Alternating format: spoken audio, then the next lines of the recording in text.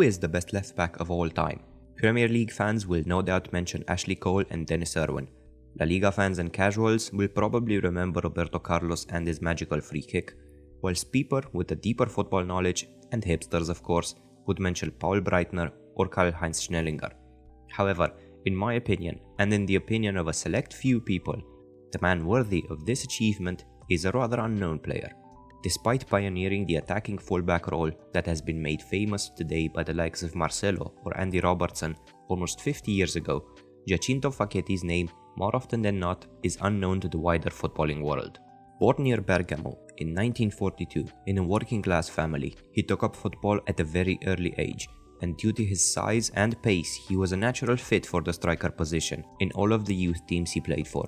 His athleticism nearly caused him to pursue a wholly different career, as he dreamt of becoming an Olympic champion at the 100-meter sprint.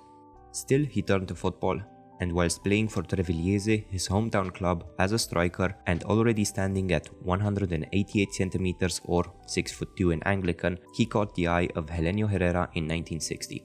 Herrera had just joined Inter, the team he would eventually turn into La Grande Inter, and Facchetti was to become one of its linchpins, just not in the position he probably thought. You can imagine his surprise sitting in Herrera's office as the man nicknamed Il Mago, or the Magician, was telling him that he was going to play left back. The transition from striker to fullback is not a well-trodden path, but Facchetti made his debut against Roma in his new position and immediately shone. A maiden goal against Napoli came that very season, and soon enough the position was his to do with as he pleased. Facchetti embodied Herrera's catenaccio like no other player. Wrongly remembered as a dull and defensive system, the catenaccio is probably the peak of counter-attacking football. Within this system, the defensive line was no longer required to just be a reactionary unit responding to the opposition's movements, but would initiate the attacking phase, something that today is commonplace. During the 60s, however, such a thing was unheard of in Europe, and the left back that became the forward of the back line was probably seen as blasphemy. Thus, Facchetti was perfect for this new role, possessing every defensive quality you could desire in a fullback, closely marking his opponents and expertly dispossessing them, completely marshalling the left side of Inter's defense. With such an impressive defensive ability, it seems almost unfair that such a tall and physically strong player was as good, if not better, than the best of Europe's wingers. The opposition defenses soon had enough of him beating them at pace and dribbling through their lines on his overlapping runs, which he pioneered, and started blocking him. Whilst doing so, they opened the door for him to dish out pinpoint crosses to the likes of Sandro Mazzola or cut inside himself and take a shot on goal. When talking about players who played a long time ago, casual fans dismissed them, speculating that they wouldn't have been as good today. However, Facchetti stands as a high watermark for the timeless talent that would have shone through both in 1923 and in 2023. In his 634 games for Inter, Facchetti scored 75 goals, and during the 1965 and 66 season, he set a record for the most goals by a defender with 10, a record that stood for 35 years until another Inter player, Marco Materazzi, finally broke it.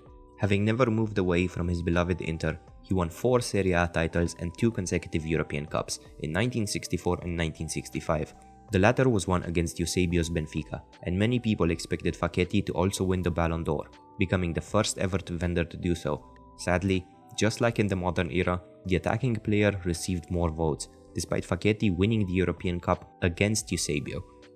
On the international stage, Facchetti took part in the humiliating loss to North Korea at the 1966 World Cup, but soon helped reverse Italy's fortunes by winning the 1968 European Championships.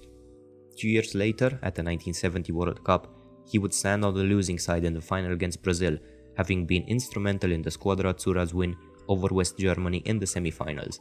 After that game, none other than Franz Beckenbauer said that Facchetti taught him how to go forward from defense. Facchetti, on the other hand, focused on the fickleness of football fans, stating that after the loss to North Korea, fans wanted to sentence him to forced labor, and only 4 years later, police had to keep the fans celebrating outside of his home in check. His humble views and personality would have been a breath of fresh air in the modern footballing landscape. In the latter stages of his career, he acted as a sweeper, having lost some of his pace and retired as Italy's top appearance holder. In a career that spanned over 700 competitive appearances, he only received 1 red card for an ironic applause to a refereeing decision. After retirement, he immediately joined his beloved Inter's backroom staff, filling a number of positions and serving as president from 2004 to 2006, when he sadly died. When asked who his successor might be, Facchetti stated that it could only be Maldini, whose only fault was that he played for Milan. Thank you so much for sticking around till the end. If you like this video, consider liking and subscribing, and let me know in the comments who do you think the best left back of all time is.